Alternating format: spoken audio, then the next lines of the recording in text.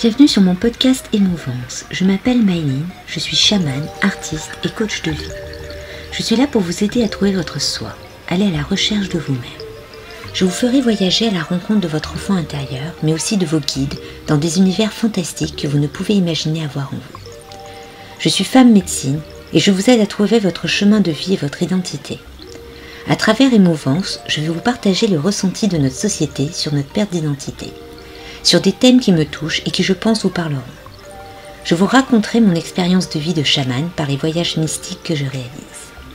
Venez me découvrir sur mon Instagram Maëline Chamane. Je vous donne rendez-vous tous les mercredis pour ce podcast Émouvance.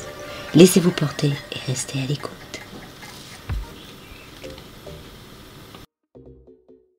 Bonjour tout le monde. Alors cette semaine, j'ai envie de vous parler de la fuite. En ce moment, je suis très inspirée par ce que je vis et ce que je vois autour de moi. Donc la fuite est assez courante. La plupart du temps, c'est par peur du conflit ou de se justifier d'un acte que l'on a fait ou que l'on a vu et dont on ne veut aucunement en faire partie ou témoigner. Cependant, on fait quand même ressentir un sentiment, une émotion en fuyant. Donc en fuyant, la personne pense ne pas s'impliquer ou montrer ce qu'elle ressent. Mais c'est faux. Elle montre une émotion et la plus importante, c'est sa peur ou son désaccord. Fuir est considéré comme un acte lâche ou un acte de défense, de survie si vous êtes poursuivi par un fauve, un meurtrier ou une personne voulant du mal. Mais là, moi je vous parle de la fuite d'un avis, de donner votre avis, de dire ce que vous pensez, de dire votre désaccord sur un sujet, de dire ce que vous souhaitez pour avancer. Donc des fois, on pense que fuir est plus facile et évitera une confrontation. Mais cette confrontation peut être nécessaire pour régler un conflit qui peut être un quiproquo. Donc cela voudrait dire que vous passerez une bonne partie de votre vie sur un quiproquo, car vous avez préféré fuir. Cela ne vous paraît pas idiot. Enfin bon, le dialogue fait peur aux fuyants et se sentent menacés. Cela me fait penser à l'un de mes ex qui, dès que j'étais hors de moi sur un sujet et que je souhaitais y mettre les points sur les i, il préférait me quitter et disparaître pendant des mois pour ne pas en parler par peur de la discussion. Enfin, un vrai lâche. Et lorsqu'il était confronté et ne pouvait pas fuir, il mentait et était incapable de me regarder droit dans les yeux. Donc la fuite et la lâcheté vont de pair comme des siamois. La fuite est nécessaire bien sûr dans des situations à risque, surtout si cela touche votre santé et votre vie, et si vous voulez éviter de vous emporter et brutaliser quelqu'un qui vous a fait souffrir. Mais pour une discussion, pour vous aider, vous libérer, régler un conflit minime, ne vaut-il pas mieux assumer ? Donc la fuite est un acte de survie, et dans notre siècle elle ne l'est plus. Elle devient une fuite de peur sans risque. Notre animalus ne sait plus ce qui est réellement dangereux pour nous. Est-ce que notre société nous a tellement transformés que l'on ne sait plus quand réellement fuir pour survivre ? Et d'assumer et nous défendre quand il est nécessaire ? Sommes-nous tous devenus des fuyants de notre vie ? Fuir tout acte ou situation nous permettant d'avancer est-il devenu notre quotidien ?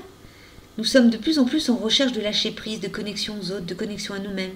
Mais serait-il pas dû justement à cette fuite qui est trop présente dans nos faits, gestes et pensées ? Bien sûr, on ne peut pas s'entendre avec tout le monde, mais ceux qui vous sont proches, n'avez-vous pas envie de leur dire ce que vous ressentez au lieu de fuir ? Je sais, cela fait beaucoup de questions. Mais justement, devrions-nous pas commencer à nous poser les bonnes cette fois-ci ? La fuite n'est plus un acte de survie, mais un acte de peur. Toujours la peur. Notre société est devenue une société de peur de nous et des autres. Nous fuyons notre vie, notre réalité, notre vrai chemin de vie par des peurs. Fuite, lâcheté et peur sont un trio destructeur de notre être en tant qu'âme. Notre côté animalus ne fait plus la différence comme je vous le disais, mais notre âme, notre enfant intérieur se perd et préfère se cacher au plus profond de nous, car cela l'implique tellement qu'il vit de la peur et sa fuite à lui, c'est de se cacher au plus profond de vous, dans une boîte bien fermée. Et si un jour vous décidez d'ouvrir cette boîte de Pandore, vous verrez que votre enfant intérieur n'a jamais eu peur, ni fui avant d'être formaté par notre société. Donc n'ayez pas peur de rencontrer votre enfant intérieur, de lui demander pourquoi vous fuyez pour aucune raison. Et vous serez surpris par sa réponse.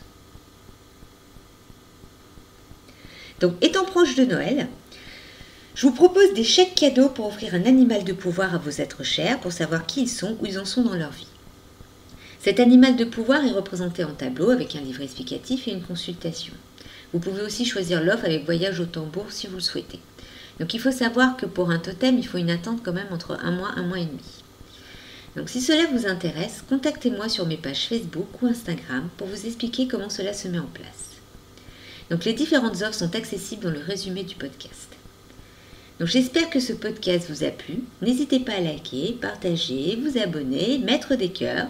Et si vous êtes intéressé, n'hésitez pas à me suivre sur mes pages Instagram et Facebook sous le nom de Maëline Chamane.